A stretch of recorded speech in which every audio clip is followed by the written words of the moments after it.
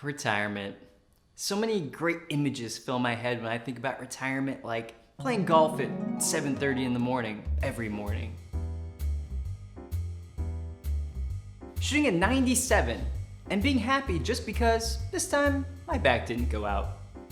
Later in the day after golf, I invite my best friend and neighbor, Doug, to come over. Playing video games until about 7:30 when it's time to go to bed.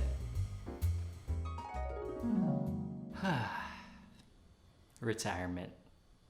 Okay, so maybe my vision of retirement is a little bit different than your vision of retirement, but in this video, we're gonna talk about what you need to save in order to get to that magical dream that is retirement.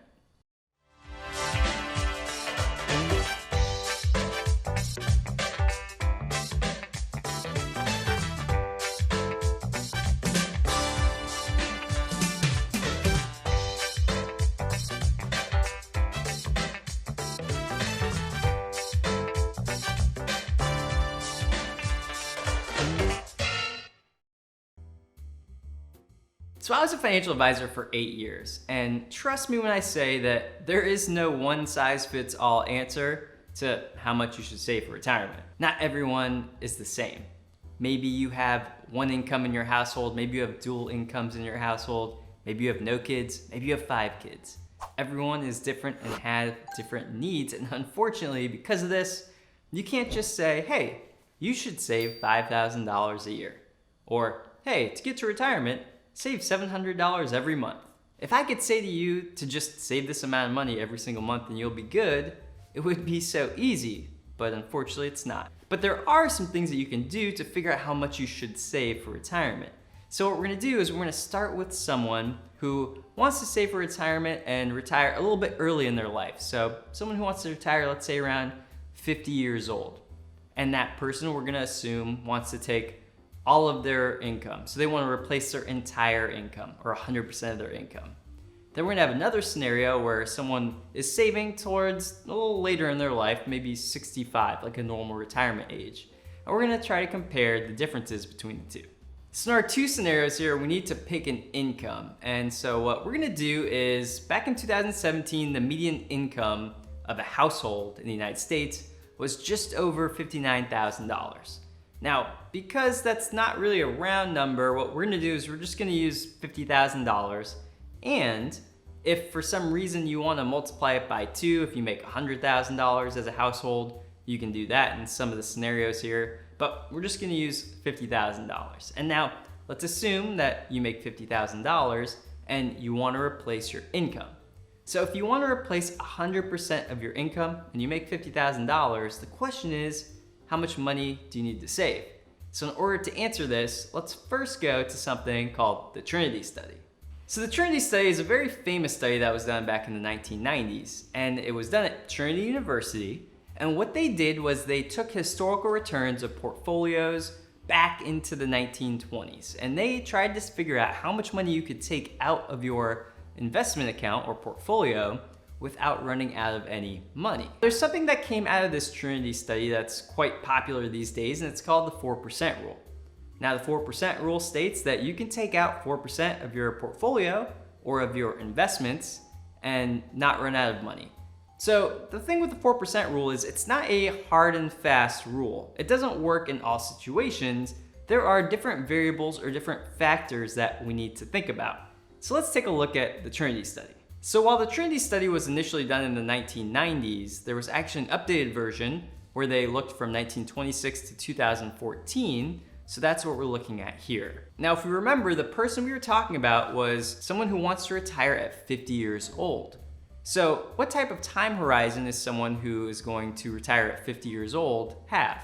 Well, they probably want to make it to at least 90 years old before running out of money, considering that mid-80s is the life expectancy these days of people. So what this chart is showing us is someone who wants to take money out of their accounts over a 40-year period. So on the left-hand side, you'll see the withdrawal rate, and the first thing you'll see is 3%. So now if we look at the next column, it says 100% bonds, and then you'll see it says 60%. So the 60% is referring to the historical success rate. And so what this is basically telling us is that if over a 40-year period, you took 3% out of your portfolio, you had a 60% success rate historically of not running out of money, which means that you had a 40% chance that you would have run out of money if you took out 3% of your portfolio and you had it 100% invested in bonds. So now let's look at the next column where we see a much higher success rate, a 98% success rate. And this is due to people having 75% of their money in bonds and 25% in stocks. So they just add some stocks to their portfolio and their success rate went way up.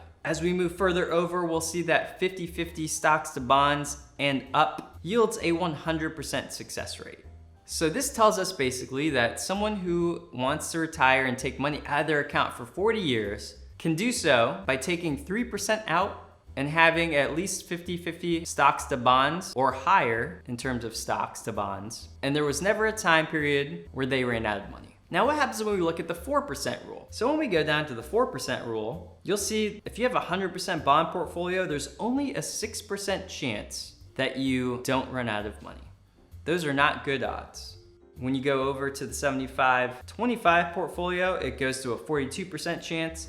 And as you'll see, it never gets to 100%. So there was never a 100% success rate in those taking out 4% from their portfolio for 40 years, which means that you should probably not try to take money out of your portfolio for 40 years at 4%. Okay, so what we've seen so far is that over a 40-year time period, if you took out 3% and you have at least 50% stocks, 50% bonds, then there's never been a time in history where you would have run out of money. So let's assume to be safe that because there's a 100% success rate at 3% and not 4%, that you're gonna take out 3% of your portfolio over the next 40 years. So going back to our scenario, if you make $50,000 and you want to replace all $50,000 of your portfolio, you would need a little bit over $1.66 million if you wanted to take out 3%. Okay, so you need a portfolio of just over $1.6 million. So the next question is, how much money would you need to save, let's say starting at age 25, to build this portfolio by age 50? So if we assume an 8% average rate of return in a portfolio of stocks and bonds, we would need to save $21,110 annually, or around $1,700 per month, in order to save about $1.66 million by the age of 50. So as we can see, if you want to replace 100% of your income and you make $50,000 per year, and you start at age 25 and you want to stop saving money and start retiring at age 50, if you take a 3% withdrawal rate, you'd have to save $1.6 million. Now, in order to get there, you'd have to save around $21,000 annually. However, after taxes and the money you put to savings, you're not going to have much money to live on. Maybe you'll have around $20,000 a year for yourself and all your expenses, which maybe is around $1,700 per month. So the thing is, can you do that? And the answer is, well, it would be probably quite difficult to do that for 25 years. So now let's look at someone who wants to retire a little later in life, around 65. So if we go back to the Trinity Study, we can now look at a different time horizon. So remember that we initially looked at a 40-year time horizon. Well, now if someone retires a little later in life at 65 years old and they only have a 30-year time horizon, well, they're gonna make it till 95 years old. So they're actually gonna make it longer than the 50-year-old who has a 40-year time horizon. So if we look at the Trinity Study's results, a withdrawal rate of 3%, having 100% bonds, has an 82% historical success rate. Now comparing this to the 40-year retirement horizon that only had a 60% historical success rate, we can see that we're already gonna have a little bit of a higher success rate because we're not taking money out for as long, 30 years instead of 40 years. So now if we move over and we look at 75% bonds to 25% stocks, there's a 100% success rate compared to the 40-year time horizon, which had a 98% success rate. So for the most part, if you have at least 25% in stocks and you take 3% out for 30 years, you have a much better chance of not outliving your money. So now let's take a look at the 4% rule. If you have 100% bonds and you take 4% out of your portfolio, there's a 41% chance that you won't outlive your money compared to the 6% chance if you do it for 40 years. So we're already doing a lot better in the 100% bond portfolio. And now you'll see for the 4% rule, the only time where you had a 100% success rate was if you had 50% stocks and 50% bonds. So what this is telling us is that it's much safer to take out 4% over 30 years than it is to take out over 40 years. Okay, so this is telling us that it's probably safe to take out a 4% withdrawal rate over a 30-year time horizon. So now, instead of using a 3% like we did before when we were retiring at 50, if we retire at 65, it's okay probably to use a 4% rule, which is going to allow us to save less money for retirement.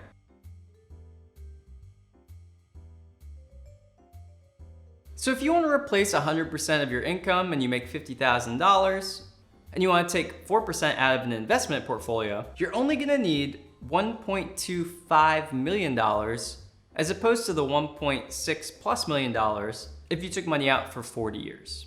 So now if you saved money from age 25 until age 65 and you make 8% like before, you would need to save only $4,467 annually.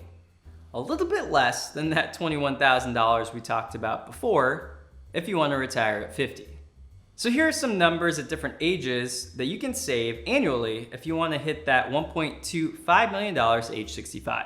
Okay, so the next thing we want to ask ourselves is, do you even need to replace 100% of your income in retirement? So for example, if you make $50,000 before you retire, do you need $50,000 in retirement? And now there's some interesting things that happen around retirement age. So you have access to something called Social Security if you've been paying into the system in the United States, which many people make at least $17,000 per year in Social Security, which is around the average. Another thing that happens is maybe you've paid off your mortgage and your expenses are lower. Maybe you're not paying payroll taxes anymore when you're retired. So it's very possible that your expenses go down and you have some income coming from Social Security. So many financial advisors and financial professionals recommend that you replace around 70 to 80% of your income. So let's assume that you only need to replace 80% of your income and you make $50,000 a year. That would mean that you need $40,000 per year to live on. So if now you only need to replace $40,000 a year, how much money do you need to have saved to replace only 80% of your income, which is $40,000 per year?